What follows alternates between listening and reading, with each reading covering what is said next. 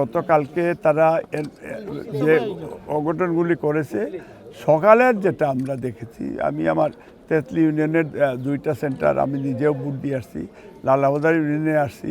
এইখানে সফার মানে মানুষের মধ্যে একটা উৎসাহ উদ্দীপনা নিয়ে তারা ভোট দিতে আসছেন।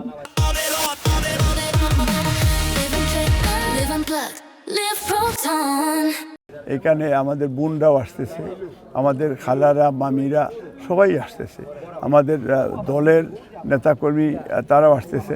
তো এখানে একটা ডেমোক্রেটিক প্র্যাকটিস চলছে, এটা যেটা আমরা গত 15 বছর মানুষের ভোটাধিকার ফিরিয়ে দেওয়ার জন্য আমরা আন্দোলন করেছি, এটাতে আমাদের তারেক রহমান উনি নেতৃত্ব দিয়েছেন।